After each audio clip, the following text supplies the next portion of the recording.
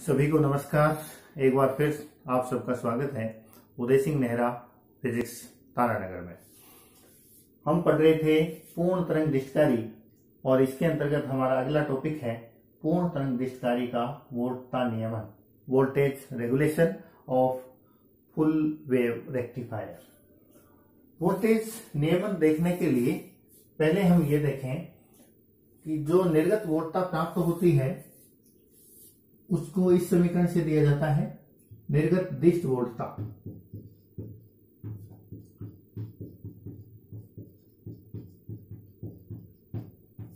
EDC बराबर होता है आईडीसी इंटू आर एल, या हम इसको इस तरह से लिख सकते हैं ईडीसी बराबर आईडीसी का मान था 2IM अपॉन पाई आर, और यदि वोल्टेज के पदों में हम इसे लिखें तो 2EM upon pi R plus R L और इनटू आर। ये पूर्ण तरंग डिस्टकारी की निर्गत दिष्ट वोल्टता है। ये दो चीजों पे डिपेंड करती है, आईडीसी और आरएल, निर्गत दिष्ट धारा और आरएल पर डिपेंड करती है। ये जो डिपेंडेंस है इसको एक गुणक वोल्टता नियमन के द्वारा बताया जाता है। वोल्टता नियमन क्या है? निर्गत परिपथ से लोड हटाने तथा पूर्ण लोड की उपस्थिति में वोल्टता में आनुपातिक परिवर्तन का पूर्ण लोड की उपस्थिति में निर्गत वोल्टता के साथ अनुपात को दर्शाता है ये गुणक।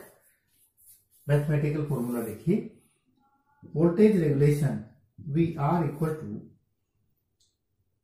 ENL बिना लोड के निर्गत वोल्टता माइनस EFL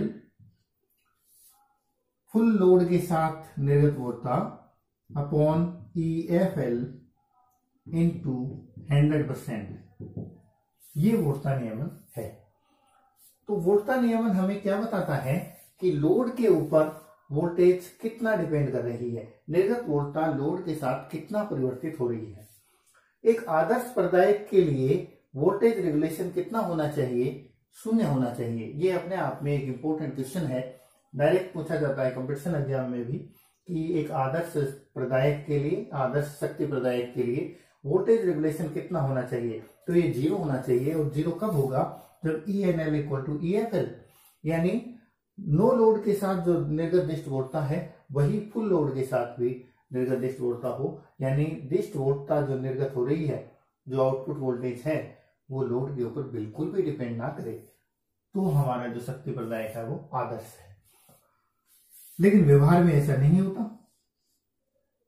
तो व्यवहार में ये वोल्टेज रेगुलेशन किस चीज पे डिपेंड करता है, ये जानने के लिए हम इस इक्वेशन का विश्लेषण करते हैं। यहां से हमें प्राप्त होगा। सो EDC हम लिख सकते हैं EDC equal to 2EM upon pi RL बटे R प्लस RL।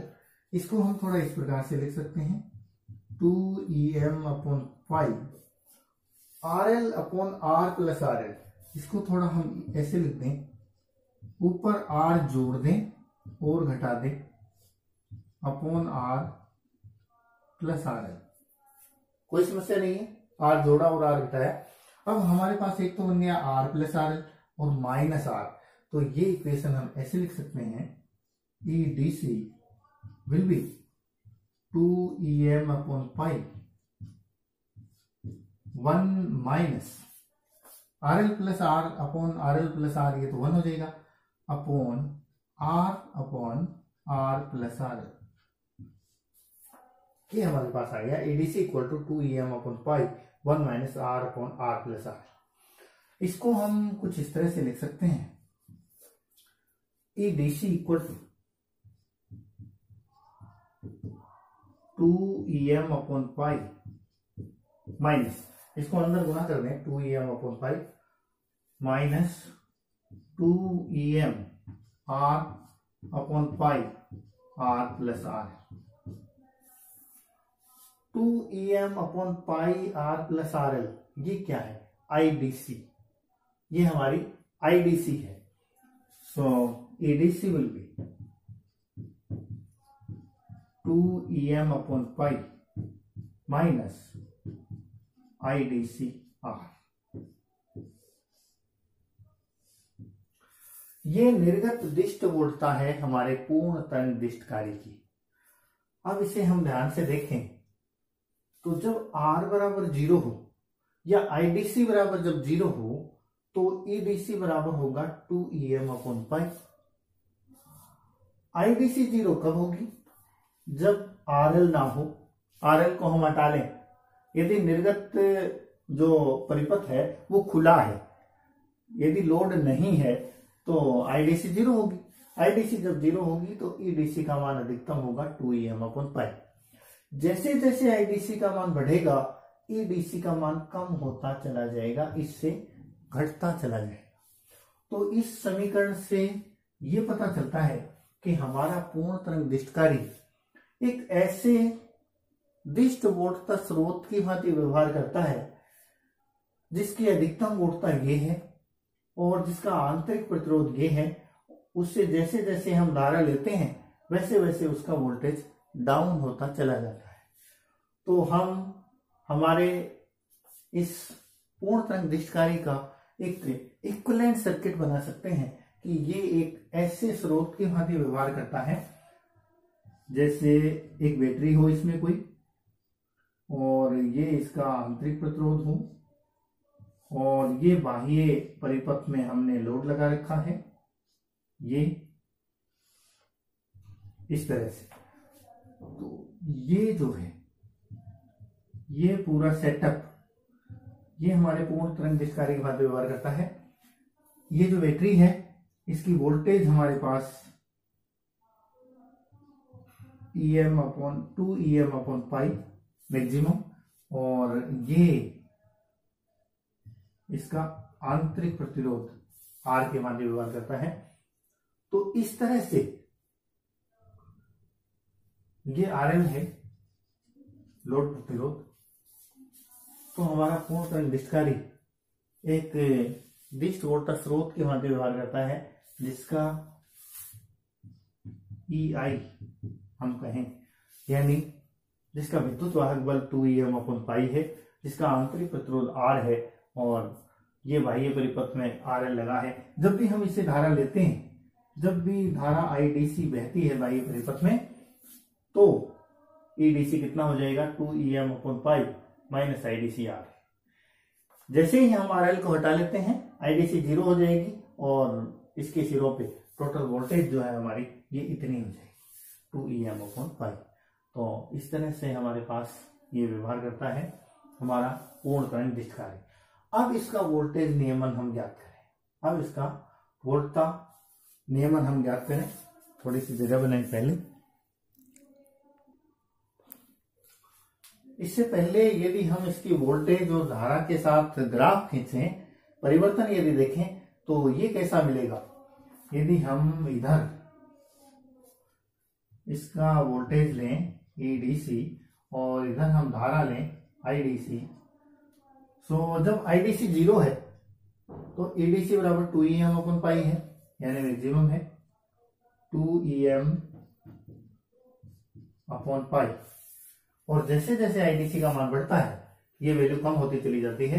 तो ये हमें ऐसा ग्राफ मिलेगा, ये इस तरह का ग्राफ हमें मिलेगा। ये IDC यहाँ पे 0 है। वैसे भी हम देख सकते हैं ये रेखीय ग्राफ है। y बराबर mx प्लस सी, y बराबर mx प्लस सी, सी की जगह ये है और ये हमारा अंतःखंड y एक्स पे हमने EDC को लिया है और x एक्स पे हमने IDC को लिया है, और नेगेटिव स्लोप हमें मिल रहा है, ये नेगेटिव स्लोप। तो जैसे जैसे IDC बढ़ेगी हमारे पास EDC की वैल्यू कम होती है। अब हम आते हैं वोल्टता नियमन। तो वोल्टता नियमन का ये फॉर्मूला हमने देखा था ENL माइनस EFL बटे EFL इंटू 100। ENL लोड को हटाने पर वोल्टेज कितनी होगी। यहां से हम यदि लोड को हटा दें, यानी RL tends to infinity, load हटाने का मतलब क्या हुआ, आर एल इनफाइनाइट, तो आईडीसी जीरो हो जाएंगी जैसे ही लोड हटाएंगे। So IDC is zero, so E N L हमें क्या मिल जाएगा 2EM/5। ये वैल्यू हम इसमें रखें। So V R equal to VR will be 2EM/5 माइनस EFL तो ये है फुल लोड की उपस्थिति में, तो ये सेम रहेगी। सो 2EM/5 minus IDCR divided by EFL again. So 2EM/5 minus IDCR। यहां से ये तो कैंसिल हो जाएगा, minus minus plus. So VR will be IDCR upon 2EM/5 minus IDCR। 2EM/5 इसकी वैल्यू हम निकालें। इसकी वैल्यू कहां से आए अपने पास? हमने एक फॉर्मूला देखा था EDC का सबसे पहले। EDC बराबर क्या था? IDCRL निर्गत वोल्ट था। यहां यदि IDC का मान रख दें हम, सो ये अपने पास बनता है EM/पाई R प्लस RL और इंटू RL। IDC बराबर IM/पाई था और IM बराबर EM/R प्लस RL है। यहां यदि RL से RL कैंसिल कर दें तो 2EM/पाई था। सो 2EM/पाई बराबर क्या होगा? IDCR plus RL। यहां से 2EM/पाई बराबर होगा IDCR प्लस RL। सो ये वैल्यू जो है 2EM/पाई की हम इस समीकरण में रखते हैं। सो VR IDCR अपॉन 2EM/पाई की जगह वो रखें हम IDCR plus RL minus IDCR। यहां से आएगा IDCR plus IDCRL minus IDCR, तो ये टर्म कैंसिल हो जाएगी एक, और अपने पास VR बचेगा। ऊपर IDCR, नीचे बचेगा IDCR plus IDCRL minus IDCR। IDCR से cancel out. So VR will be IDCR upon IDCRL। IDC से cancel. So VR will be R upon RL। ये वोल्टेज रेगुलेशन आ गया हमारे पास। Voltage regulation VR equal to R/R। तो वोल्टता नियमन पूर्ण करंट विस्तारी का दो चीजों पे डिपेंड कर रहा है, R प्लस RL। R क्या है? R हमने देखा था कि R सम है सेकेंडरी कोयल के रेजिस्टेंस का और फॉरवर्ड बायस में डायोड के प्रतिरोध का। ये दोनों चीजें करीब करीब फिक्स होती हैं, इनमें हम कोई बड़ा चेंज कर नहीं सकते। तो मुख्य भूमिका किसकी रही? RL की रही। तो लोड प्रतिरोध पर मुख्य रूप से डिपेंड करता है। और हमने ये कहा था कि आदर्श शक्ति प्रदायक का जो वोल्टता नियमन है वो जीरो है। जीरो होने के लिए दो ही चीजें हैं। VR जीरो दो ही कंडीशन में होगा, या तो R बराबर जीरो हो या RL बराबर इनफाइनाइट हो। ये दो कंडीशन बचती हैं। R जीरो हो नहीं सकता क्योंकि द्वितीयक कुंडली और फॉरवर्ड बायस में डायोड का प्रतिरोध दोनों शून्य नहीं हो सकते। RL इनफाइनाइट हो तब वोल्टेज रेगुलेशन न्यूनतम हो। अब RL जब इनफाइनाइट ही है, बाह्य प्रतिरोध में हमने लोड लगा ही नहीं रखा है, तो फिर हम दिष्टकरण करके क्या करेंगे? तो हमें जो दिष्ट वोल्टता मिलेगी वो काम किस पे लेंगे, अप्लाई किस पे करेंगे? तो व्यवहार में RL को अधिकतम रखा जाता है, R को न्यूनतम रखा जाता है, और इस प्रकार वोल्टेज रेगुलेशन को बढ़ाया जाता है।